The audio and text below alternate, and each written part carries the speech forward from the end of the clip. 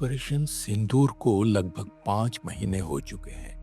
भारतीय मिसाइलों ने पाकिस्तान में 9 आतंकी ठिकानों और 11 हवाई ठिकानों पर हमला किया। हालांकि पाकिस्तान तैयार था कि भारत पहलगाम में आतंकवादियों द्वारा 26 लोगों के मारे जाने का बदला जरूर लेगा, लेकिन उसे नहीं लगा था कि भारत इतने व्यापक पैमाने पर हमला करेगा। अगर जनता उन पहलवान टीवी एंकरों को यकीन करती जो अपने स्टूडियो में पाकिस्तान को रोज पटकते हैं, तो पाकिस्तान को इतना बड़ा सदमा हुआ कि उसने सोचने की शक्ति ही खो दी कि भारतीय तूफान से कैसे निपटा जाए। क्या पाकिस्तान का माइंड सचमुच फेल कर गया था? नहीं, एक झटका लगा, लेकिन वो जल्द ही संभल गया। उसने भारत पर अपनी मिसाइलें दागनी शुरू कर दी। प्रधानमंत्री मोदी का जो भी दावा हो, उनका टीवी ऑर्केस्ट्रा सुबह शाम चाहे जितना मोदी सिम्फनी बजाए, ऑपरेशन सिंदूर से पाकिस्तानी आतंक रुकने वाला नहीं है। वो कश्मीर को हड़पने के लिए 75 सालों से कोशिश कर रहा है। उसकी साजिशें बंद होने वाली नहीं है। चिंता की बात यही है, 3 महीने, 6 महीने या अगले साल पाकिस्तान फिर से सिरफिरे जिहादी आतंकियों का एक झुंड भेज देगा, एक और पहलगाम, पुलवामा, उरी या मुंबई करने के लिए। खतरा ये है कि इस बार वो इन सब से भी बड़ा नरसंहार करने की कोशिश करेगा, नागरिकों का, सैनिकों का। पाकिस्तान पूरी तरह वाकिफ है कि उसके सामने एक नया भारत है, मोदी का भारत, एक ऐसा भारत जो आतंकी हमले के बाद जवाबी हमला करता है। ये मोदी का बुनियादी उसूल है, जैसे वो तैसा।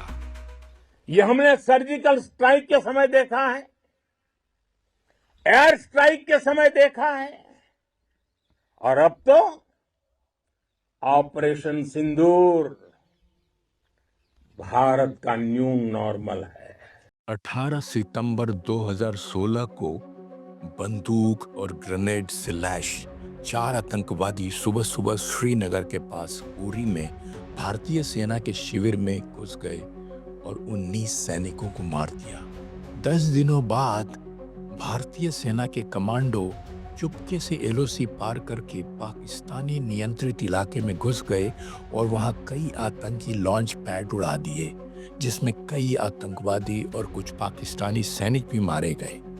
पाकिस्तान एलओसी के पास लॉन्च पैड बना के रखता है जहां उसकी सेना द्वारा ट्रेंड आतंकी जमा होते हैं। भारत में घुसपैठ करने के पहले ट्रेनिंग कहीं पाकिस्तान के अंदर होती है, फिर आतंकियों को एलओसी के पास लॉन्च पैड में भेजा जाता है। 14 फरवरी 2019 को कश्मीर में सीआरपीएफ के जवान बसों से अपने स्टेशन जा रहे थे। बसें पुलवामा से गुजर रही थी। दिन के 3 बजे थे। अचानक एक साइड रोड से एक मिनी वैन तेजी से आया और एक बस में टक्कर मार दिया। वैन विस्फोटकों से भरा था। उसे एक सुइसाइड बॉम्बर चला रहा था। इस हमले में 40 जवान मारे गए। सुइसाइड बॉम्बर को जैश-ए-मोहम्मद ने तैयार किया था। 12 दिन बाद भारत ने उत्तरी पाकिस्तान के बालाकोट में जैश-ए-मोहम्मद के सबसे बड़े प्रशिक्षण शिविर को निशाना बनाया। भारतीय वायुसेना के विमानों ने शिविर पर कई बम गिराए। भारत ने दावा किया कि शिविर नष्ट कर दिया गया और बड़ी संख्या में आतंकवादी मारे गए। बदले में पाकिस्तान ने इंडियन एयरफोर्स का एक विमान मार गिराया। उसके पायलट अभिनंदन वर्धमान पैराशूट से पाकिस्तान नियंत्रित कश्मीर में उतरे, जहां उन्हें बंदी बना लिया गया। बाद में पाकिस्तान ने उन्हें भारत भेज दिया। बालाकोट मोदी सरकार की जैसे को तैसा नीति का एक टेम्पलेट, एक मॉडल बन गया। भारत अब इन्फेंट्री जवानों को नियंत्रण रेखा के पार पाकिस्तान में घुस के हमला करने नहीं भेजेगा, जैसा उसने 2016 में उरी के बाद किया था। अब वह अपनी वायु शक्ति का इस्तेमाल करेगा। अब पाकिस्तान को सजा भारतीय वायुसेना के लड़ाकू जहाज देंगे, तबाही मचाएंगे और वापस आ जाएंगे। और यह कोई परंपरागत युद्ध नहीं होगा जिसमें शहर और गांव तबाह हो जाएं, अनेकों लोग मारे जाएं और उनका सामान्य जीवन क्षत विक्षत हो जाए। यह पाकिस्तान के नागरिक इलाकों पर हमला नहीं होगा, यह पाकिस्तान के सैनिक ठिकानों पर हमला नहीं होगा, यह एक सीमित हमला होगा। परंपरागत युद्ध महीनों चलते हैं, कभी कभी सालों तक, जैसा रूस यूक्रेन के बीच चल रहा है। सीमित हमला कुछ घंटों या कुछ दिनों के लिए ही होगा, और यह हमला आतंकवादी हमला के पीछे जो शक्तियां हैं उन पर होगा। भारत उससे आगे हमला नहीं करेगा, लेकिन अगर पाकिस्तानी एयरफोर्स हमला करता है तो इंडियन एयरफोर्स जवाबी हमला करेगा।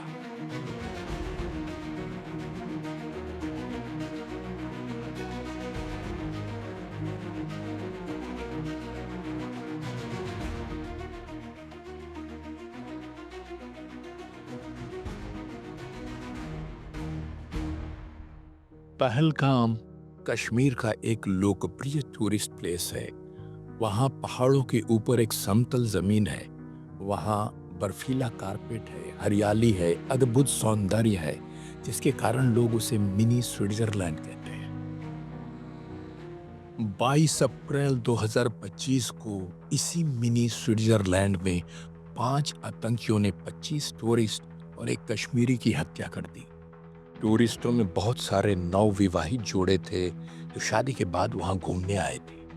आतंकियों ने पुरुष पर्यटकों में से चुन चुन कर हिंदुओं को निकाला और उन्हें गोली मार दी। उन्होंने एक कश्मीरी घुड़सवारी सहायक सैयद आदिल शाह की भी हत्या कर दी, जो उनको टूरिस्टों को मारने से रोक रहा था। 15 दिन बाद भारत ने बालाकोट टेम्पलेट पर एक सीमित हमला किया, लेकिन हमला एक निशाने तक सीमित नहीं था। इस बार भारत ने आतंकी जमातों लश्कर-ए-तोयबा, जैश-ए-मोहम्मद और हिजबुल मुजाहिदीन के 9 ठिकानों पर हमला किया। इनमें से 5 ठिकाने पाकिस्तान नियंत्रित कश्मीर में थे और 4 पंजाब में।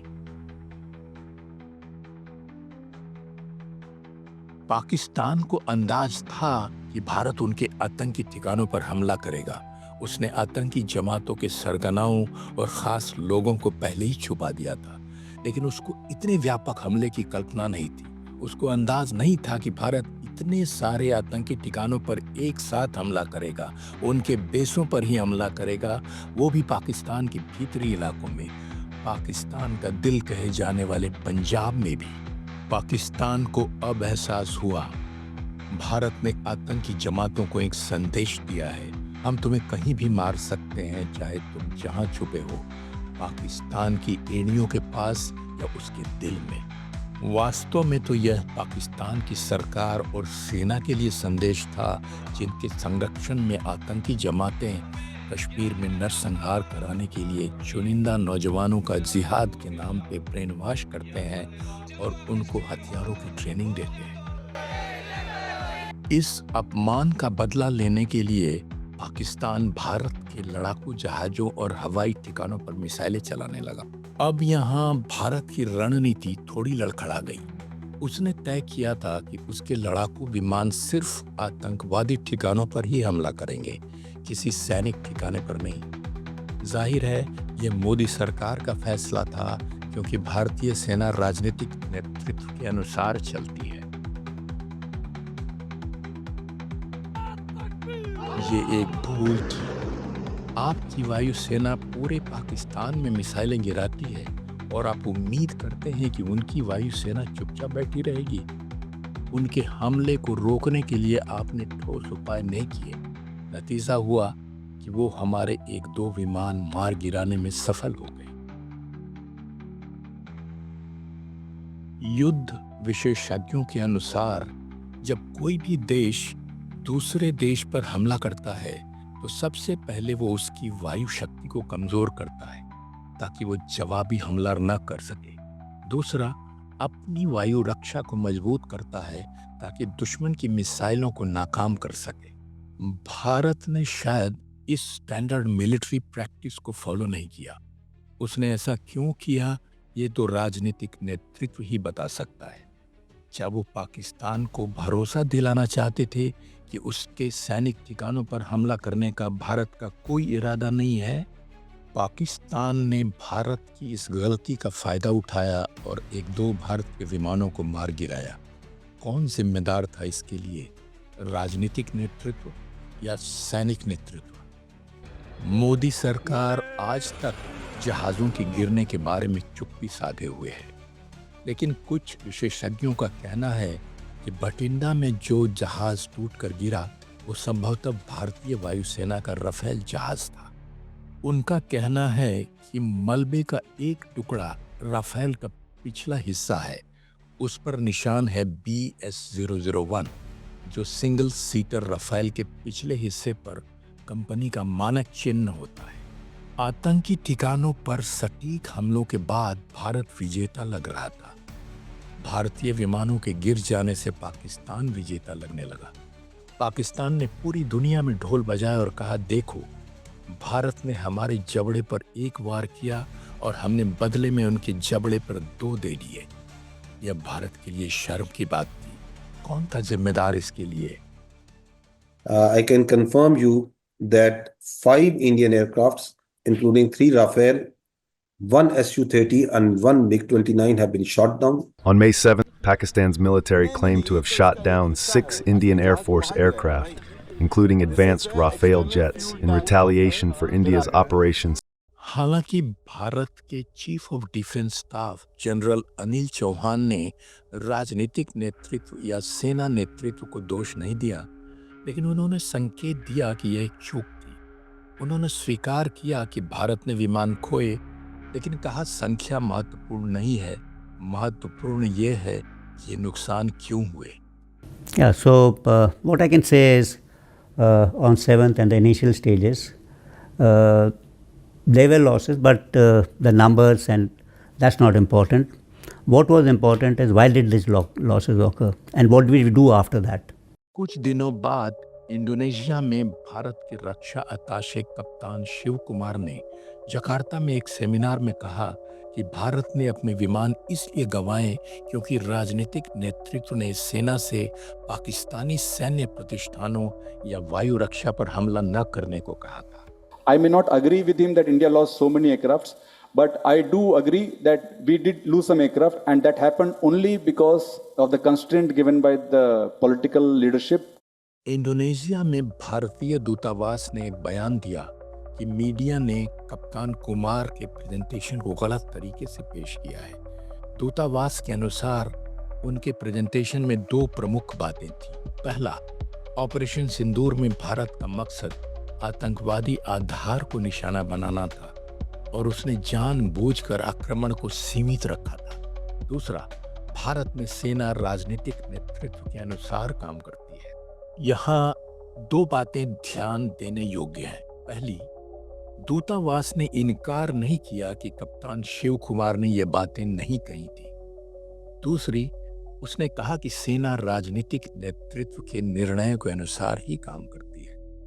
इन दोनों बातों से यह संदेश और भी बढ़ जाता है कि भारत ने एक रणनीतिक भूल की और अंतिम निर्णयकर्ता होने के नाते राजनीतिक नेतृत्व ही इसके लिए जवाबदेह है।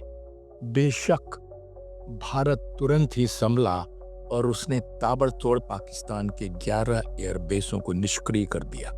अपनी बेइज्जती का जबरदस्त बदला लिया। पाकिस्तान को इतने व्यापक मिलिट्री हमले की उम्मीद नहीं थी। So we rectified tactics and then went back on 7th, 8th and 10th in large numbers to hit air bases deep inside Pakistan. Penetrated all their air defenses with impunity, carried out precision strikes. इसके बाद युद्ध विराम हो गया। जब भारत और पाकिस्तान लड़ते हैं तो दोनों में से कोई हारता नहीं, दोनों ही अपने को विजयी घोषित करते हैं। हमारे जहाज़ों ने पाकिस्तान की सरहदों को अबूर नहीं किया। जनाब स्पीकर, जो ही हिंदुस्तान के जहाज़ों ने पेलोड उन्होंने रिलीज किया, हमारे उकाब झपटे और आनन फानन 5 जहाज जिनमें 3 राफेल हैं उनको मार कराया और उनको ऊंधे मुंह वो कश्मीर पर जाकर गिरे, बठिंडा में जाके गिरे।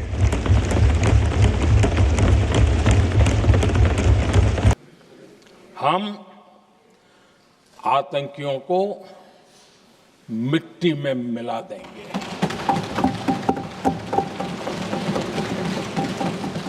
और मैंने सार्वजनिक रूप से कहा था, सजा उनके आकाओं को भी होगी और कल्पना से भी बड़ी सजा मिलेगी। बहरहाल ये साफ है कि भारत की जीत हुई। वो पाकिस्तान को यह संदेश देना चाहता था कि वो कहीं भी हमला कर सकता है, नियंत्रण रेखा के पास या अंदर, यहाँ तक कि इस्लामाबाद के पास भी वो अपने मकसद में कामयाब रहा।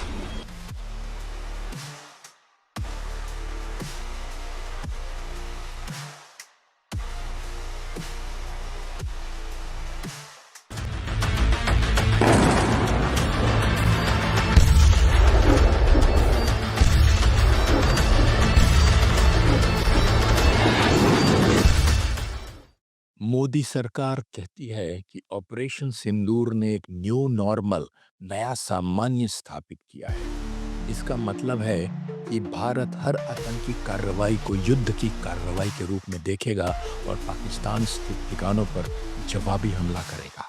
Government of India has made it quite clear. They have laid down the limits of the tolerance against terror activities emanating from Pakistan, and it's quite clear that India is going to respond precisely and decisively should there be any further terror attacks emanating from Pakistan. So that's, I think, has its own dynamics as far as the armed forces are concerned. It will require us to be prepared 24/7. नया सामान्य, जब 2016 में उरी आतंकी हमले के बाद भारत के सैनिकों ने नियंत्रण रेखा पार करके आतंकियों के लॉन्च पैड्स उड़ाए थे, तब भी मोदी सरकार ने यही कहा था, ये एक नया सामान्य है। जब कोई टेररिज्म एक्सपोर्ट करने का उद्योग बना करके बैठा हो, मेरे देश के निर्दोष नागरिकों को मौत के घाट उतार दिया जाता हो, युद्ध लड़ने की ताकत नहीं है, पीठ पर वार करने के प्रयास होते हो,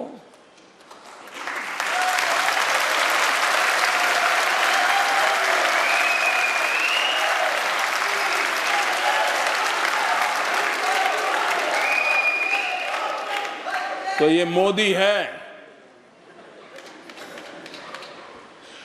उसी भाषा में जवाब देना जानता है।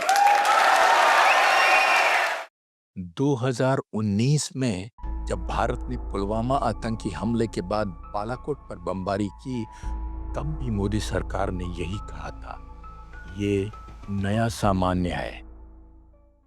अभी पुलवामा हमला हुआ तो भारत के वीरों ने जो काम किया, ऐसा काम दशकों तक कभी नहीं हुआ। हमारे वीरों ने आतंकियों को उनके घर में घुस करके मारा है। हम साफ देख सकते हैं कि हर बार एक नया सामान्य बनता है। नया सामान्य का ग्राफ ऊपर चढ़ता जा रहा है। उरी के बाद नया सामान्य था कि भारत नियंत्रण रेखा पार करके आतंकी लॉन्च पैड उड़ाएगा। पुलवामा के बाद के नए सामान्य में भारतीय जहाजों ने नियंत्रण रेखा से लगभग 80 किलोमीटर दूर बालाकोट में एक जंगली पहाड़ी पर एक आतंकी ट्रेनिंग कैंप पर हमला किया। पहलगाम के बाद की नवीनतम सामान्य नॉर्मल में भारतीय जहाजों ने 9 बड़े आतंकी ठिकानों पर हमला किया। पाकिस्तान के 7 शहरों में, पाकिस्तानी कब्जे वाली कश्मीर में ही नहीं बल्कि पंजाब प्रोविंस के कई इलाकों में भी।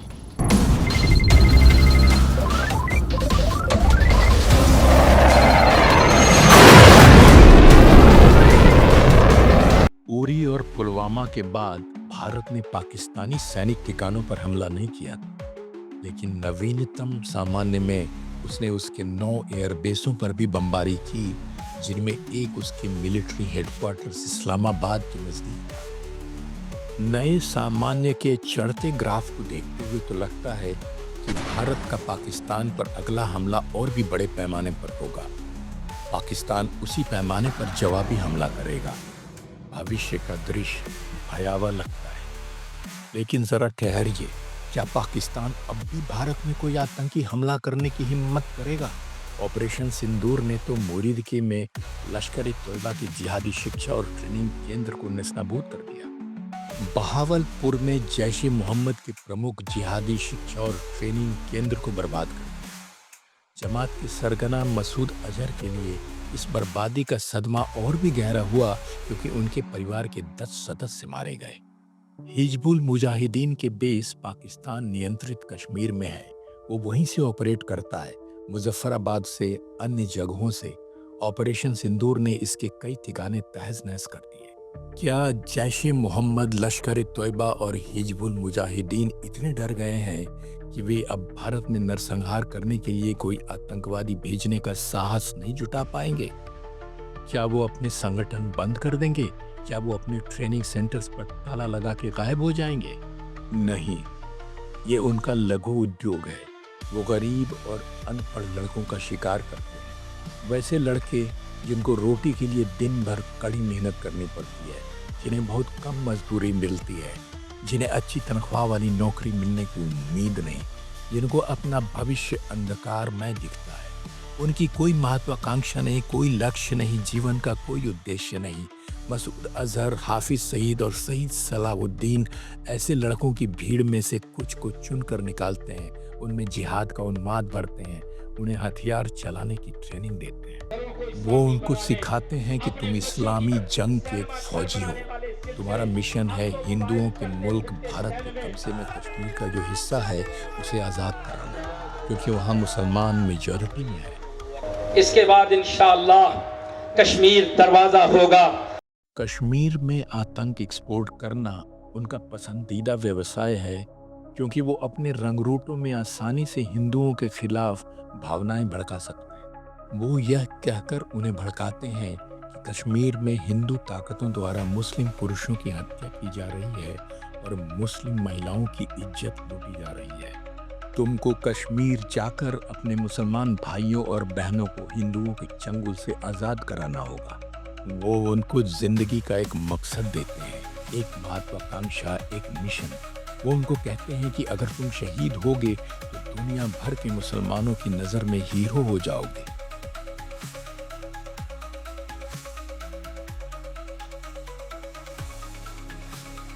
इनाम में अल्लाह तुमको जन्नत में एक सुंदर सा घर देंगे, जहाँ एक बाग होगा, भरपूर पानी होगा, पूरी हरियाली होगी। वहाँ तुम एक शानदार जिंदगी जियोगे। क्या अजहर, सईद और सलाहुद्दीन गरीब पाकिस्तानी युवाओं को बहकाना बंद कर देंगे? ये जंग जारी है। मोदी इंशाअल्लाह हम ये जंग लड़ेंगे और इंशाअल्लाह ये जंग हम कश्मीर में भी जीतेंगे। ये जंग इंशाअल्लाह हैदराबाद, दक्कन में भी जीतेंगे। जम्मू कश्मीर में दिल्ली के खिलाफ विद्रोह 1989 में एक राजनीतिक विद्रोह के रूप में शुरू हुआ था। वोटों की हेराफेरी, भ्रष्टाचार, आर्थिक मंदी, रोजगार की कमी, इन सब की प्रतिक्रिया में धीरे धीरे ये विद्रोह 2 धाराओं में बंट गया, एक राजनीतिक, दूसरा धार्मिक। राजनीतिक धारा राजनीतिक स्वायत्तता चाहती थी, संघीय भारत के अंदर एक राज्य के रूप में पूरी आज़ादी। इसी धारा का एक चरमपंथी वर्ग था जो पूरे कश्मीर को भारत और पाकिस्तान दोनों के हिस्सों को मिलाकर एक आज़ाद देश बनाना चाहता। धार्मिक धारा भारत के कश्मीर हिस्से को पाकिस्तान में मिलाना चाहती। वो कश्मीर से हिंदुओं को भगाना चाहती थी। उन्होंने डर पैदा करने के लिए कई हिंदुओं को मारा। धीरे धीरे राजनीतिक धारा हाशिए पर चली गई। स्वायत्तता वाली नरमपंथी धारा और अलग राष्ट्र की मांग करने वाली चरमपंथी धारा भी। धार्मिक धारा ने विद्रोह को हाईजैक कर लिया। स्वायत्तता वाली तो रहे, लेकिन अलग राष्ट्रवादी दब गए। आज़ादी का मतलब अब पाकिस्तान में विलय था। अजहर, सईद और सलाहुद्दीन के लघु उद्योग का एक ही मकसद है, धार्मिक धारा की पकड़ बनाए रखना। उनके लिए कश्मीर का विद्रोह इस्लाम के लिए जंग है, कश्मीर की स्वायत्तता या आज़ादी के लिए नहीं। अजहर, सईद और सलाहुद्दीन तो कठपुतलियाँ हैं। उनकी डोर पाकिस्तानी सरकार और सेना के हाथ में है। वो डोर घुमाते हैं और भारत में उनका शैतानी नाच करवाते हैं। वो उनका इस्तेमाल करते हैं कश्मीरियों के बीच ये फैलाने में कि कश्मीर की लड़ाई इस्लाम की लड़ाई है और इस्लाम की लड़ाई पाकिस्तान की लड़ाई है, क्योंकि वो मुल्क इस्लाम के आधार पर पैदा हुआ था। पाकिस्तान ने कश्मीर की स्वायत्तता के लिए शुरू हुई लड़ाई को भारत नियंत्रित कश्मीर पर कब्जा करने की लड़ाई में बदल दिया। स्वायत्ततावादी बातचीत का रास्ता चाहते थे, पाकिस्तान हथियारों का। स्वायत्ततावादी शांति का रास्ता चाहते थे, पाकिस्तान युद्ध का। हमने हमेशा मसाइल के हल की बात जो है वो बातचीत से की है, और हमने हमेशा ये महसूस किया है कि जो भी इश्यूज़ हैं उनको डायलॉग के ज़रिए हल किया जाना चाहिए। उसके लिए हमने सफ़र भी किया है।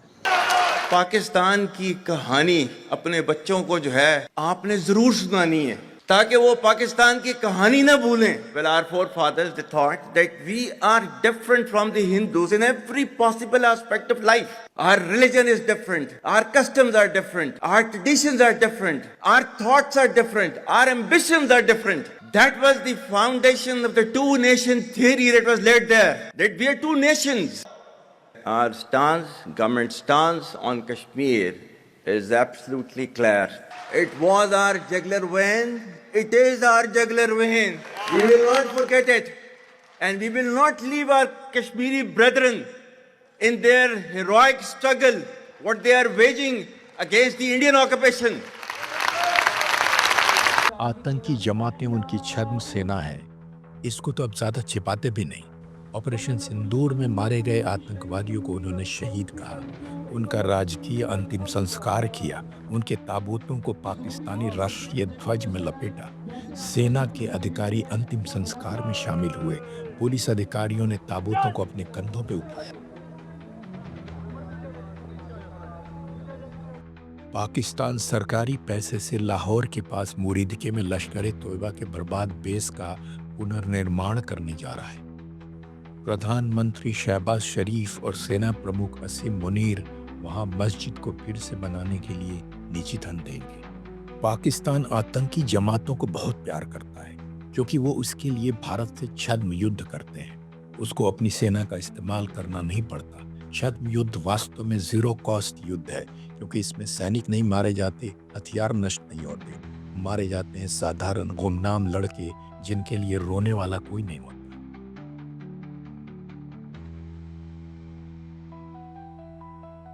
पाकिस्तान छद्म युद्ध का आविष्कारक नहीं है, उसने इसे अमेरिका से सीखा है। 1980 के दशक में अमेरिका ने अफगानिस्तान में सोवियत संघ समर्थित शासन को उखाड़ फेंकने के लिए अफगानी युवकों को मुजाहिदीन यानी इस्लामिक योद्धा के रूप में ट्रेनिंग दी, उन्हें हथियार दिए। पाकिस्तान अमेरिका का एक सक्रिय सहयोगी था। उसने उसकी मुजाहिदीन की भर्ती, प्रशिक्षण और हथियार वितरण में सहायता की। 1989 तक जब अफगानिस्तान में अमेरिका का छद्म युद्ध खत्म हुआ, पाकिस्तान छद्म युद्ध के बारे में काफ़ी ज्ञान प्राप्त कर चुका था। कैसे गरीब कम पढ़े लिखे नौजवानों को चुनना है, कैसे उनके दिमाग में धार्मिक उन्माद भरना है, कैसे बुनियादी मिलिट्री ट्रेनिंग देनी है, हल्के हथियार देने हैं, और इन सब के बाद उनको दुश्मन देश में किन किन तरीकों से घुसपैठ कराना है, सारा ज्ञान उन्हें मुजाहिदीन अनुभवों से मिला। पाकिस्तान भारत के खिलाफ छद्म युद्ध करने के लिए गरीब सिरफिरे लड़कों को क्यों भेजता रहता है? वो लोगों को मारते हैं, फिर खुद मारे जाते हैं, क्योंकि उसकी सेना इतनी ताकतवर नहीं है कि पारंपरिक युद्ध में भारत से कश्मीर छीन ले। वो भारत से कई युद्ध हार चुका है। उसकी एकमात्र उम्मीद संयुक्त राष्ट्र और अंतर्राष्ट्रीय समुदाय पर टिकी है। वो चाहता है कि वो हस्तक्षेप करें और कश्मीर विवाद का हल उसके पक्ष में निकालें। जब आतंकी कश्मीर में नागरिकों या सैनिकों की हत्या करते हैं तो अंतर्राष्ट्रीय न्यूज़ मीडिया इसे कवर करता है, टिप्पणियां छापता है, टीवी चैनल इंटरव्यू और डिबेट करते हैं, विभिन्न देशों के राष्ट्रपति और प्रधानमंत्री बयान देते हैं। कठपुतलियों का शैतानी नाच कराने के पीछे पाकिस्तान का यही मकसद है।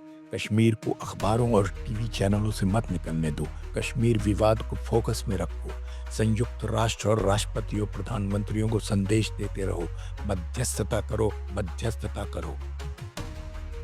पिछले 35 वर्षों से पाकिस्तान छद्म युद्ध करके कश्मीर विवाद में अंतर्राष्ट्रीय समुदाय का हस्तक्षेप कराने का लगातार प्रयास कर रहा है। India continues to peddle a false narrative in this forum, year after year, relying on tactics of denial, distortion, and deflection. However, these distortions cannot alter the reality that Jammu and Kashmir is an internationally recognized disputed territory. लेकिन वो पूरी तरह से विफल रहा है। Very close to India and very close to Pakistan, as you know, and they've had that fight for 1,000 years in Kashmir. Kashmir's been going on for 1,000 years, probably longer than that. Pakistan Kashmir में शैतानी नाच करा के फिर मानवाधिकारों के हनन का मुद्दा उठा के दुनिया को दिखाना चाहता था कि भारत कितना बुरा देश है, लेकिन नतीजा उल्टा ही निकला। दुनिया ने देखा कि वो शैतानी नाच पाकिस्तान ही करा रहा है। वो तो आतंक की ग्लोबल फैक्ट्री बन गया है, वो खुद ही दुनिया की नजर में गिर गया। पाकिस्तान की छवि इतनी खराब हो चुकी है, लेकिन उसके राजनीतिक वर्ग और सेना को इसकी कोई परवाह नहीं। वो आतंकी जमातों को बनाना और बढ़ाना बंद नहीं करेंगे, चाहे मुल्क की छवि रसातल में ही क्यों न चली जाए। इसकी वजह है कि कश्मीर औसत पाकिस्तानी की जहन में है, चाहे अमीर हो या गरीब। वो सोचते हैं कि चूंकि पाकिस्तान मजहब के आधार पर एक मुस्लिम मुल्क बना था, इसीलिए उसे पूरा कश्मीर मिलना चाहिए, क्योंकि वह एक मुस्लिम बहुल राज्य था। बहुतायत पाकिस्तानी नहीं चाहते कि इस मकसद को हासिल करने के लिए पाकिस्तान को आतंकवाद या युद्ध करना चाहिए। वो बातचीत का समर्थन करते हैं, लेकिन चूंकि उनमें कश्मीर के बारे में मजहबी सेंटिमेंट है, उसका फायदा राजनीतिक वर्ग और सेना उठाते हैं। राजनीतिक वर्ग और सेना पाकिस्तान की राजनीति में प्रतिद्वंदी हैं। दोनों ही हुकूमत करना चाहते हैं, इसलिए दोनों ही इस जनभावना का फायदा उठाते हैं। ज्यादातर सेना ही जीतती है, क्योंकि उसके पास शस्त्रों की शक्ति है। उसी का राज चलता है प्रत्यक्ष या अप्रत्यक्ष रूप से।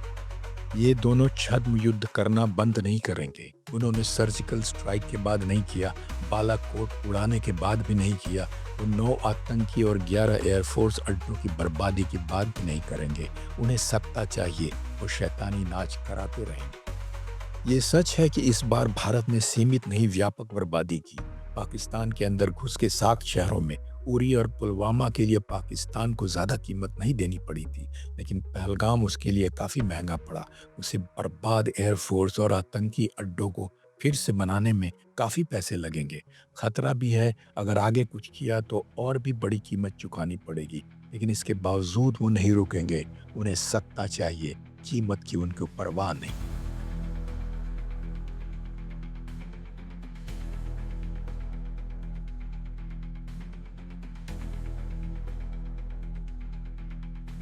इस बार का व्यापक विनाश न केवल आतंकी जमातों के लिए बल्कि पाकिस्तानी सेना के लिए भी बहुत बड़ा अपमान है।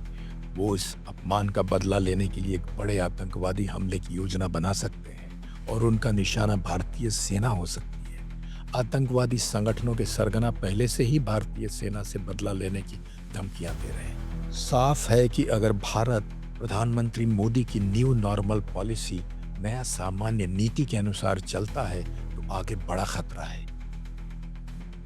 भारत प्रेडिक्टेबल हो गया है, यानी पाकिस्तान पूर्वानुमान कर सकता है कि अगर वो कोई आतंकी हमला करेगा तो भारतीय सेना हमला करेगी। वो भारत को ऐसा करने के लिए कभी भी जाल बिछा सकता है। अब भारत पर अगला आतंकी हमला करने से पहले पाकिस्तान बेहतर तैयारी करेगा। वो अपने उन ठिकानों को मैप करेगा जिन पर भारत हमला कर सकता है और उनकी रक्षा कवच को मजबूत करेगा। जैसा कि हमने ऑपरेशन सिंदूर में देखा, चीन पाकिस्तान की हथियारों और खुफिया जानकारी से उनकी पूरी मदद करेगा। प्रधानमंत्री मोदी की नई सामान्य नीति एक मामले में साफ है। किसी भी आतंकवादी हमले के जवाब में जब भारत पाकिस्तान पर हमला करेगा तो वो आतंकवादी संगठनों और उनके आकाओं में कोई भेदभाव नहीं करेगा। ये हमारा संकल्प है। हम आतंकियों को मिट्टी में मिला देंगे। और मैंने सार्वजनिक रूप से कहा था, सजा उनके आकाओं को भी होगी। उसे यह भी पता है कि अगर भविष्य में नौबत आई तो भारत आगे कुछ भी कर सकता है। चूंकि पाकिस्तान को पहले से अंदाज होगा कि भारत उसके मिलिट्री ठिकानों और आतंकवादी ठिकानों दोनों पर व्यापक हमला करेगा, तो वो न केवल उनकी रक्षा करने के लिए पूरी तरह तैयार रहेगा, बल्कि भारत पर जवाबी हमला करने के लिए भी। पता नहीं अगले भारत पाकिस्तान युद्ध में क्या होगा। पिछली लड़ाई तकरीबन 4 दिन चली। दोनों देश लड़ाई को आगे नहीं बढ़ाना चाहते थे। पाकिस्तान ने परमाणु हथियारों के इस्तेमाल की कोई सीधी धमकी नहीं दी। अगली बार ये सब बदल सकता है। सीमित कार्रवाई का मोदी सिद्धांत, लड़ाकू जहाज उड़ें, टारगेट पर वार करें और सुरक्षित वापस आ जाएं, असफल हो सकता है। टकराव लंबा चल सकता है, पारंपरिक युद्ध में बदल सकता है, परमाणु युद्ध का भी रूप ले सकता है। जाहिर है मोदी सिद्धांत की सीमाएं हैं। ये गारंटी नहीं करता कि अब कोई और उरी, पुलवामा या पहलगाम नहीं होगा। भारत का जोखिम कम नहीं होता। आतंकी हमलों में नागरिकों और सिपाहियों की जान जाने का खतरा बना हुआ है। इन जोखिमों से भी बड़ा एक और जोखिम है। अगर पाकिस्तान के साथ लंबा युद्ध हुआ तो उसमें अनगिनत सैनिकों और नागरिकों की जान जाने का जोखिम। अगर मोदी की नया सामान्य नीति पाकिस्तान को आतंकी हमले से रोक नहीं सकती बल्कि लंबे युद्ध की संभावनाएं बढ़ा सकती है, तो आखिर उपाय क्या है? पाकिस्तान को कैसे रोका जा सकता है? उसकी शैतानी नाच कराने की ताकत को कैसे घटाया जा सकता है? एक तरीका यह है कि financial action task force FATF Pakistan को फिर से अपनी ग्रे लिस्ट में डाल गई। जिस देश में आतंकी जमातों को आसानी से काला धन मिलता है, FATF उसको ग्रे लिस्ट में डाल देता है। फिर उसको IMF, वर्ल्ड बैंक, दूसरे अंतर्राष्ट्रीय बैंक लोन नहीं देते। उसके अंतर्राष्ट्रीय व्यापार पर कई प्रतिबंध लगा दिए जाते हैं। इससे पाकिस्तान की अर्थव्यवस्था को भारी नुकसान होगा। पाकिस्तान 2008 से 2022 तक ग्रे लिस्ट में था। विशेषज्ञों के अनुसार 2008 से 2019 के बीच उसकी GDP को 38 अरब डॉलर का नुकसान हुआ। अगर भारत उसे फिर से ग्रे लिस्ट में डलवाने में कामयाब होता है तो उसे फिर से भारी GDP नुकसान होगा। पाकिस्तान की आर्थिक हालत पहले से ही बहुत खराब है। आधे पाकिस्तानी गरीबी रेखा के नीचे रहते हैं, पढ़ लिख नहीं पाते, मजदूरी करते हैं। रोज सुबह उनको एक ही चिंता लगी रहती है, आज रोटी कहाँ से मिलेगी। पाकिस्तान कर्ज के सागर में डूबा हुआ है। हाल ही में IMF ने एक बचाव नाव में 7 अरब डॉलर भेजे। पाकिस्तान ड्रग्स स्मगलिंग के पैसे से आतंकी जमातों को फंड करता है। अफगानिस्तान में खुले तौर पर अफीम की खेती होती है। पाकिस्तान अफगानिस्तान का 2000 किलोमीटर का बॉर्डर है। स्मगलिंग आसान है। इस्लाम में दान देना एक कर्तव्य माना जाता है। इसका भी फायदा पाकिस्तान उठाता है। पाकिस्तान और दूसरे देशों के मुसलमान जो दान करते हैं, उसका एक अच्छा खासा पैसा आतंकी जमातों को चला जाता है। अगर भारत इन सब चीज़ों के ठोस सबूत जुटाए और FATF के सामने पेश करे तो वो पाकिस्तान को वापस ग्रे लिस्ट में डलवा सकता है। इससे पाकिस्तान की GDP को भारी नुकसान होगा, विकास कम होगा, उद्योग बंद होंगे, बेरोजगारी बढ़ेगी, गरीबी बढ़ेगी, जनता में विस्फोट होगा। इस डर से उसके राजनेता और जनरल आतंकी जमातों पर अंकुश लगाने को मजबूर हो जाएंगे। दूसरा तरीका है भारत पाकिस्तान पर खुद प्रतिबंध लगाए। पहला, सिंधु, झेलम, चिनाब, रावी, व्यास और सतलुज नदियों के पानी में पाकिस्तान का हिस्सा कम कर दे। इन नदियों का ऊपरी हिस्सा भारत में है। इनके पानी का बंटवारा सिंधु जल संधि के अनुसार होता है। भारत ने संधि को निलंबित कर दिया है। अब वो नदियों के ऊपरी हिस्से संबंधी आंकड़े पाकिस्तान को नहीं देगा, जैसे कि कितनी बर्फ पिघली है, कितनी वर्षा हुई है, किस नदी में कितना पानी बह रहा है, भारत कितना पानी उपयोग कर रहा है और कैसे कर रहा है। भारत अपने नहरों और चैनलों में आज़ादी से पानी ले जा सकता है। ज़्यादा पानी आए इसके लिए मौजूदा बांधों की ऊंचाई बढ़ा सकता है, नए बांध बना सकता है, नए चैनल और नहर बना सकता है। इन सब से पाकिस्तान को मिलने वाले पानी को कम कर सकता है। इसका गंभीर असर उन पाकिस्तानियों की जीविका और जीवन पर पड़ेगा जो उन नदियों का पानी इस्तेमाल करते हैं।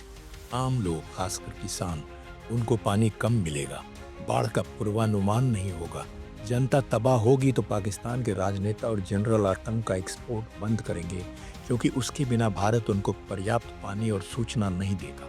पाकिस्तान की शैतानी कठपुतली नाच की डोर काटने का तीसरा तरीका है घुसपैठ पर पूरी रोक। कश्मीर में विद्रोह के शुरुआती दौर में कई आतंकी स्थानीय कश्मीरी थे। आज ज़्यादातर पाकिस्तानी हैं। कुछ स्थानीय कश्मीरी छुपे रुस्तम उनका साथ देते हैं, लेकिन असली अंजाम बॉर्डर पार आए पाकिस्तानी ही देते हैं। वे हवाई मार्ग से नहीं आते, वे रेल मार्ग से नहीं आते, क्योंकि दोनों देशों को जोड़ने वाली एकमात्र रेलगाड़ी लाहौर अटारी समझौता एक्सप्रेस कब की बंद हुई। वो बस से नहीं आते, क्योंकि दोनों देशों के बीच बस सेवा श्रीनगर, मुजफ्फराबाद, लाहौर, दिल्ली अब चलती नहीं। वो वाघा अटारी सीमा से नहीं आते, क्योंकि वो अत्यधिक सुरक्षित है। वो समंदर के रास्ते नहीं आते क्योंकि मुंबई आतंकी हमले के बाद भारत की निगरानी काफ़ी कड़ी हो गई है। वो केवल LOC के रास्ते से ही आ सकते हैं। पाकिस्तानी सेना इसमें उनकी पूरी मदद करती है। वो LOC के पास ड्रोन उड़ाते हैं ये तय करने के लिए कि कहाँ भारतीय सुरक्षा कमज़ोर है, कहाँ आतंकियों के लिए हथियार ड्रॉप किए जा सकते हैं, कहाँ उन्हें घुसाने के लिए ज़मीन में सुरंग बनाई जा सकती है। पाकिस्तानी आतंक रोकना है तो भारत को ये सब रोकना होगा। चौथा तरीका है खुफिया और निगरानी मजबूत करना। इस क्षेत्र में भारत की कई कमजोरियां हैं। लश्कर-ए-तोयबा का छद्म संगठन द रेजिस्टेंस फ्रंट, जिसने पहलगाम में 26 लोगों को मारा, सैनिकों, पुलिसकर्मियों और नागरिकों पर जगह जगह पर पिछले 6 सालों से हमले कर रहा था। इसके बावजूद हमारे जासूस उनको खोज निकालने में असफल रहे। 2 फरवरी 2020 को इस फ्रंट ने श्रीनगर के लाल चौक के पास हमला किया, जिसमें 4 नागरिक और 2 अर्धसैनिक जवान मारे गए। 6 अप्रैल 2020 को उसने केरन कुपवाड़ा में LOC के पास घुसपैठ रोकने के लिए गश्त कर रहे 5 सैनिकों की हत्या कर दी। 9 जून 2024 को उसने जम्मू के रियासी इलाके में हिंदू तीर्थयात्रियों को ले जा रही एक बस पर गोलीबारी की, जिसमें 9 तीर्थयात्री मारे गए। कुछ साल पहले कई आतंकी कस्बों में ऑपरेट करते थे, कुछ जंगलों से। यह फ्रंट पूरी तरह जंगल से ऑपरेट करता था, एकदम छिप कर रहता था। उनके लोग अपने पाकिस्तानी आकाओं से इनक्रिप्टेड चैनलों के जरिए बात करते थे। भारतीय एजेंसीज को उनको ट्रैक करना चाहिए था, लेकिन वो कर नहीं पाए क्योंकि जंगलों में उनकी निगरानी कमजोर है। जंगलों में निगरानी मजबूत करने के लिए भारत को ह्यूमन और टेक्निकल दोनों इंटेलिजेंस के नए सिस्टम बनाने होंगे। जासूस की आंखें और मशीन की आंखें दोनों की नजर और भी पैनी बनानी होगी, और निशाना सही हो इसके लिए दोनों की सूचना को बारीकी से मैच करना होगा। पाकिस्तान को फाइनेंशियल एक्शन टास्क फोर्स के ग्रे लिस्ट में डलवाना, नदियों का पानी कम देना, घुसपैठ रोकना, जंगलों में निगरानी मजबूत करना, इन उपायों से पाकिस्तान की आतंकी गतिविधियां घटेंगी तो जरूर, लेकिन खत्म नहीं होंगी। ये तभी खत्म होंगी जब भारत सरकार कश्मीरियों का विश्वास जीतने की दिशा में खुले दिल से, पूरी निष्पक्षता और ईमानदारी से प्रयास करेगा। ज्यादातर स्थानीय कश्मीरी हथियारबंद विद्रोह से लगभग हट चुके थे। ऐसा नहीं था कि उनका हृदय परिवर्तन हो गया हो और उन्हें दिल्ली से बहुत प्यार हो गया हो। उनके मन में अभी भी था कि दिल्ली कश्मीरियों को कश्मीर चलाने नहीं देता, लेकिन उन्होंने देखा कि वो परिस्थिति बदल नहीं सकते थे, इसलिए अपनी जीवन की धारा में बहने लगे थे।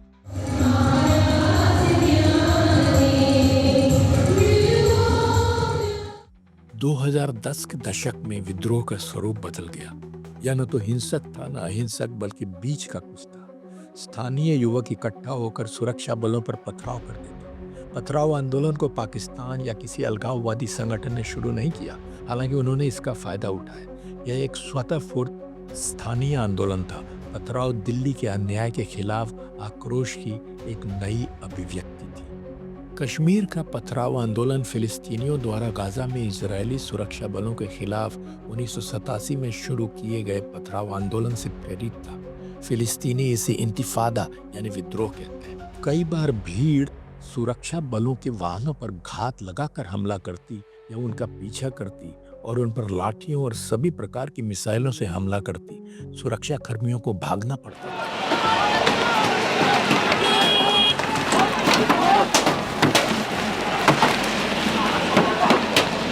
पत्थरबाज खुद बंदूक या बम नहीं चलाते थे, लेकिन उनको स्थानीय कश्मीरी हथियारबंद आतंकवादियों के प्रति गहरी सहानुभूति थी।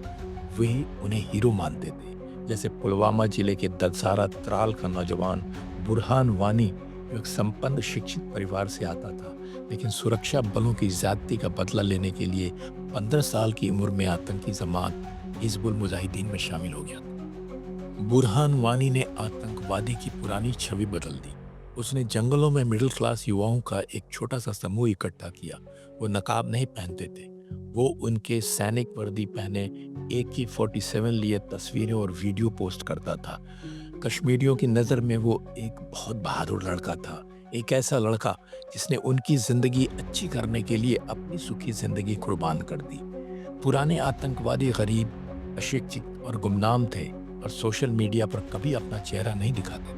कश्मीर में बुरहान वानी जैसा मशहूर कोई आतंकवादी नहीं हुआ। इसकी एक वजह थी, हथियार बंद विद्रोह थम चुका था, कश्मीरी अपनी जिंदगी जी रहे थे। लेकिन दो बातों को लेकर वो अब भी नाखुश थे। दिल्ली अब भी कश्मीर पर राज कर रही थी और उसके सिपाही अब भी सड़कों पर राज कर रहे थे। हर समय उनकी गाड़ियों, थैलों, पॉकेट की जांच चलती थी और पूछताछ। उन्हें लग रहा था कि दिल्ली हमें कश्मीर पर राज करने और सामान्य जीवन जीने नहीं देगी। वो सोचते थे कि कोई ये मैसेज दिल्ली को जोरदार तरीके से दे और उन्हें बुरहान वानी में सही मैसेंजर मिला। बुरहान वानी के प्रभाव में कई स्थानीय युवा आतंकी हो गए।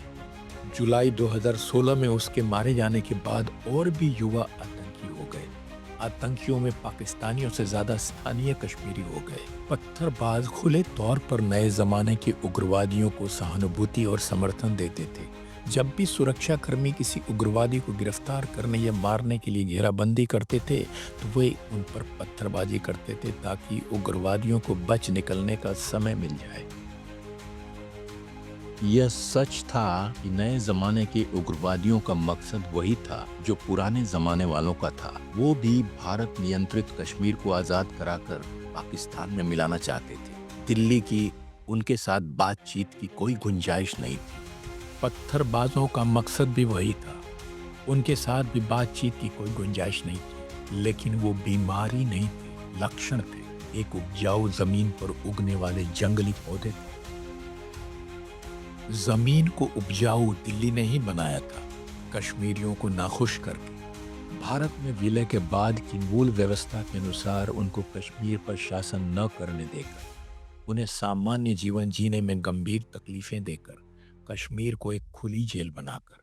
अगर दिल्ली कश्मीरियों के मूल मुद्दों को समझने और उनका समाधान करने के लिए ईमानदारी से प्रयास करती तो कश्मीर आतंकवादियों और पत्थरबाजों के लिए उपजाऊ जमीन नहीं बनती। उनका समर्थन आधार जो आज चीता जैसा दिखता है, दिल्ली जैसा हो जाता है। लेकिन दिल्ली की मानसिकता जड़ और पुरानपंथी है।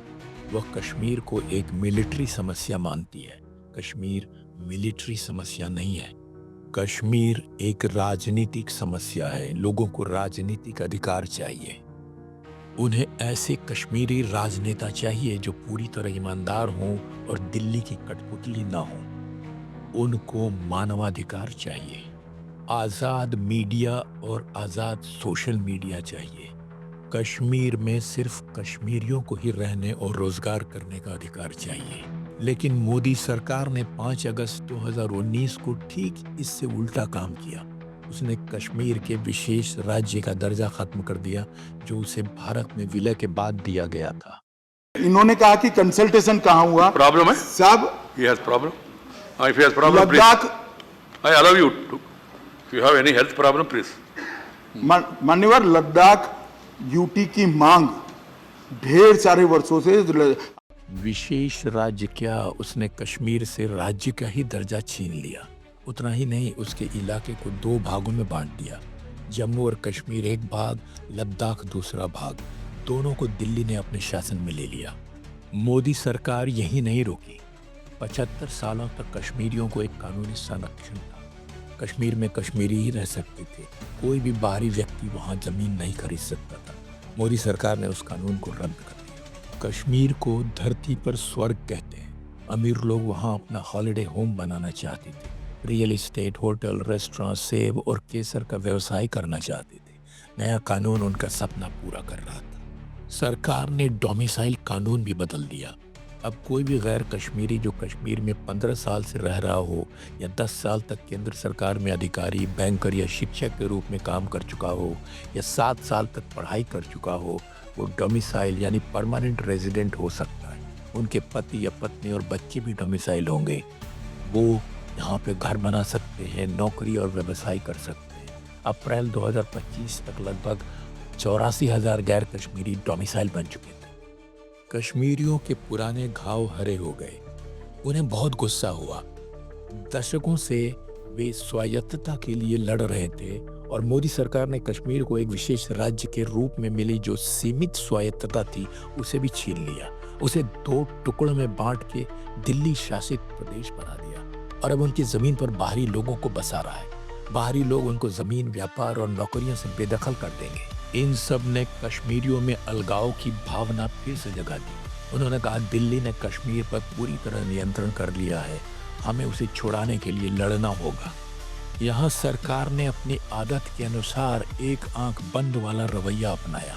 कश्मीरियों की भावनाओं को समझने और सीमित स्वायत्तता बहाल करने के बजाय उसने उनके विरोध को दबाना शुरू कर दिया। राजनेताओं को नजरबंद कर दिया। उनको घर से निकलने और लोगों से मिलने पर पूरी रोक लगा दी गई। अन्य कई लोगों को गिरफ्तार किया। विरोध करने वाले कई साधारण कश्मीरियों को गिरफ्तार कर जेल भेज दिया। महीनों इंटरनेट बंद कर दिया। पत्रकारों के ऊपर निगरानी, पुलिस का बुलावा, लंबे समय तक पूछताछ आम हो गया, जिससे उनमें डर का माहौल बन गया। अखबारों और टीवी चैनलों पर विरोध के स्वरों पर अनेकों अंकुश लगाकर दबाया गया। सोशल मीडिया पर सरकार विरोधी टिप्पणी करने वालों पर केस लाद दिए। कई ने भय से कोई पोस्ट करना बंद कर दिया या अपने अकाउंट ही बंद कर दिए। आज कश्मीर में स्वतंत्र अभिव्यक्ति नहीं है। उनकी जगह राजा की तारीफों से भरा छिछला काव्य ने ले लिया है। पाकिस्तान को यहाँ एक बड़ा मौका मिल गया। जहाँ पहले उसे आतंकी हमलों में भाग लेने या सपोर्ट के लिए कम स्थानीय लोग मिलते थे, अब ज्यादा मिलने लगे। उसने इस स्थिति का पूरा फायदा उठाने के लिए द रेजिस्टेंस फ्रंट का इस्तेमाल किया। पहलगाम के बाद 10 दिनों में सुरक्षा बलों ने 21 आतंकवादियों को मार दिया। उनमें 12 पाकिस्तानी थे, 9 स्थानीय युवा थे, यानी 40% से ज्यादा। क्या यह डरावनी बात नहीं है? क्या वह उन दिनों की याद नहीं दिलाता जब स्थानीय युवाओं का गुस्सा सड़कों पर खुले रूप से फूट पड़ा था? दिल्ली कश्मीरियों का दिल जीते बिना पाकिस्तान के आतंकवाद को खत्म नहीं कर सकती और उनको स्वतंत्र खुला वातावरण दिए बिना उनका दिल नहीं जीत सकती। सबसे पहले उसे जम्मू कश्मीर का राज्य का दर्जा बहाल करना होगा। दिल्ली कश्मीर में बाहरी लोगों को जमीन खरीदने की इजाजत नहीं दे। आखिरकार वो नागालैंड, मिजोरम और मेघालय जैसे बॉर्डर राज्यों के लोगों को ऐसी ही सुरक्षा देती है। कोई भी बाहरी व्यक्ति उन राज्यों में जमीन नहीं खरीद सकता। उसे बॉर्डर राज्य कश्मीर को भी ऐसी ही सुरक्षा देनी चाहिए। कई बार जर्नलिस्टों के साथ सुरक्षा बल ज्यादती करते हैं। दिल्ली को उसे रोकना चाहिए। मीडिया को कश्मीर में होने वाली घटनाओं की स्वतंत्र रूप से रिपोर्टिंग करने, उनकी तस्वीरें और वीडियो लेने और उन पर टिप्पणी करने का अधिकार पूर्णतया बहाल करना चाहिए। दिल्ली को सेना, अर्धसैनिक बलों और पुलिस के जवानों को न केवल पत्रकारों बल्कि आम नागरिकों के साथ भी सभ्य व्यवहार करने के लिए बाध्य करना चाहिए।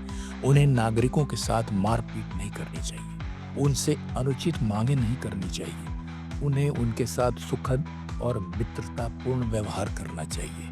उन्हें नागरिकों पर अच्छा प्रभाव छोड़ना चाहिए। यह अतिवादियों द्वारा फैलाई गई इस धारणा को दूर करने के लिए आवश्यक है कि वे एक कब्जाकारी सेना है। जब तक मोदी सरकार ये सब नहीं करती, उसे कश्मीरियों की सद्भावना, उनका प्यार और समर्थन नहीं मिलेगा। दिखावे के लिए नहीं, बल्कि सच्चे दिल से। अगर नहीं करती तो पाकिस्तान को अपनी आतंकी गतिविधियों के लिए कश्मीरियों का समर्थन मिलने में मुश्किल नहीं होगी। फिर हम भविष्य में दूसरा पहलगाम या पुलवामा रोक नहीं पाएंगे। अगर मोदी सरकार अपनी कठोर राज्य नीति पर चलती रही तो वो कश्मीरियों में अलगाव की भावना को और गहरा करेगी। इससे भारत पाकिस्तानी आतंकी हमले रोकने के मामले में आंतरिक मोर्चे पर कमजोर होगा। कठोर राजनीति से आंतरिक खतरा है और नई सामान्य नीति से बाहरी खतरा। यह नीति भारत पाकिस्तान युद्ध की संभावनाएं बढ़ा सकती है। यह युद्ध आगे परमाणु युद्ध तक ले जा सकता है। हालांकि भारत के chief of defence staff general Anil Chauhan ऐसा नहीं सोचते। It's my personal view again that the most rational people are people in uniform when conflict takes place. That's because they understand that conflict can swing either way. They understand the consequences of this kind of a conflict. And in every step which happened during this Operation Sindoor, I found both sides displaying a lot of rationality in their thoughts as well as actions. So why should we assume that in the nuclear domain there will be irrationality on someone else's part? I think that they will be subjected to very, very rational kind of an behavior. Pakistan के army chief general असीम मुनीर की सोच general Chauhan से अलग है। वो कहते हैं कि अगर पाकिस्तान परंपरागत युद्ध में भारत से हारेगा तो पाकिस्तानी सेना अपना विवेक खो सकती है। We are a nuclear nation. If we think we are going down, we'll take half the world down with us. पारंपरिक युद्ध में बहुत सैनिकों और नागरिकों की जान जा सकती है, परमाणु युद्ध में अनगिनत। भारत की परमाणु हथियारों के इस्तेमाल की एक नीति है। इस नीति को नो फर्स्ट यूज नीति कहते हैं, यानी भारत दुश्मन के खिलाफ कभी भी परमाणु हथियार का इस्तेमाल पहले नहीं करेगा। अगर दुश्मन परमाणु हथियार से हमला करेगा तो भारत जवाबी परमाणु हमला करेगा। बहुत देशों ने यही नीति अपनाई है, लेकिन पाकिस्तान ने नहीं। यानी अगर पाकिस्तान को लगता है कि वह पारंपरिक युद्ध हार रहा है तो भारत पर परमाणु बम गिरा सकता है। परमाणु युद्ध भारत और पाकिस्तान दोनों के लोगों के लिए विनाशकारी हो सकता है। हिरोशिमा नागासाकी के बाद अब तक अमेरिका या किसी और देश ने कहीं और परमाणु बम नहीं गिराया है। बेशक अगर पाकिस्तान फिर कोई आतंकी हमला करता है तो भारत को जवाबी कार्रवाई करने का अधिकार है। पाकिस्तानी परमाणु हमला का डर बनाकर भारत को रोक नहीं सकता, लेकिन भारत सिर्फ मिलिट्री चोट से पाकिस्तानी आतंकवाद खत्म नहीं कर सकता। पाकिस्तान पर आर्थिक चोट भी करनी पड़ेगी, जैसे उसे financial action task force FATF के ग्रे लिस्ट में डलवाकर। चेनाब, झेलम, सतलुज और अन्य नदियों के पानी में पाकिस्तान का हिस्सा कम करके भारत और पाकिस्तान के बीच वार्षिक व्यापार $2 अरब से ज्यादा का होता है। भारत के व्यापार पर रोक लगाने से पाकिस्तान को भारी आर्थिक नुकसान हो सकता है। पाकिस्तान आतंकवादियों की भर्ती, ट्रेनिंग और हथियारबंदी में काफी खर्च करता है। भारत LOC को ऐसा सुरक्षित करे कि कोई आतंकवादी घुस न पाए। अगर घुसा तो पकड़ा या मारा जाए। भारत घुसपैठ रोककर पाकिस्तान का लागत लाभ अनुपात बढ़ा सकता है। भारत की आंतरिक निगरानी में कई खामियां हैं, जिसके कारण वो कई बार आतंकवादियों की योजनाओं और आवाजाही को पूरी तरह ट्रैक नहीं कर पाता, उनको पहचान नहीं पाता। अगर वो उनको दूर करे तो उनसे हमला करने के पहले ही निपट सकता है और पाकिस्तान का आतंक बजट और भी बढ़ा सकता है। इसके लिए भारत को निगरानी तकनीक बेहतर बनानी होगी। लेकिन आतंकवाद का असली समाधान तभी होगा जब दिल्ली कश्मीरियों का दिल जीतने की दिशा में सच्चे ढंग से कोशिश करेगा। वो सदियों से उस जमीन पर रहते आए हैं, उन्हें इससे गहरा लगाव है। उनकी एक अनूठी संस्कृति है। उनकी संस्कृति का नाम कश्मीरियत है। कश्मीर में 2500 साल से हिंदू और बौद्ध धर्म के अनुयायी रह रहे हैं, 700 साल से इस्लाम के, 500 साल से सिख धर्म के, लेकिन उनकी संस्कृति एक है, कश्मीरियत। कश्मीरियत के मौलिक गुण हैं अहिंसा, सहिष्णुता, सद्भाव और सह-अस्तित्व। कश्मीर घाटी में सूफी संतों की कई दरगाहें हैं। कम से कम 6 सबसे लोकप्रिय सूफी दरगाहें श्रीनगर में ही हैं। सभी धर्मों के लोग उनका आशीर्वाद लेने वहां एकत्रित होते हैं। सूफी संतों की एक ही चाहत थी, ईश्वर से मिलन। उनका मजहब इस्लाम नहीं था, जैसे कि भक्ति संतों का धर्म हिंदू नहीं था। उन सबों का मजहब था ईश्वर से प्रेम।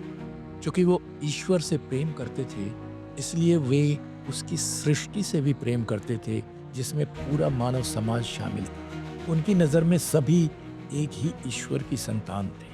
जब आप दूसरे इंसानों से प्यार करते हैं तो आप उन्हें मारते नहीं, आप उनके साथ रहते हैं, सुख में दुख में। प्रेम, करुणा और सह अस्तित्व सूफीवाद और भक्ति के मौलिक गुण हैं, वेदांत और सिख धर्म के भी। और ये कश्मीरियत के भी मौलिक गुण हैं, क्योंकि इसकी जड़ें सभी धर्मों की उस सीख में है कि सभी एक ही ईश्वर के संतान हैं। पाकिस्तान ने कश्मीरियत के पाक दरिया में इस्लामिक कट्टरता का जहर डाल दिया। इसी जहर ने हजारों हिंदुओं को कश्मीर से भगा दिया। ये वही जहर है जिसने पहलगाम में हिंदू टूरिस्ट को दूसरों से अलग किया और उन्हें गोली मार दी। लेकिन ये जहर कश्मीर की आत्मा को मारने में असफल रही है। कश्मीरियत जिंदा है, यह कश्मीर की मिट्टी में समाई हुई है, वो अमर है। मुस्लिम पड़ोसी दिवाली पर उस हिंदू परिवार के घर के खंडहरों पर मोमबत्तियां जलाते हैं जिन्हें इस्लामिक कट्टरपंथियों ने भगा दिया था। वे चाहते हैं कि वे वापस आ जाएं।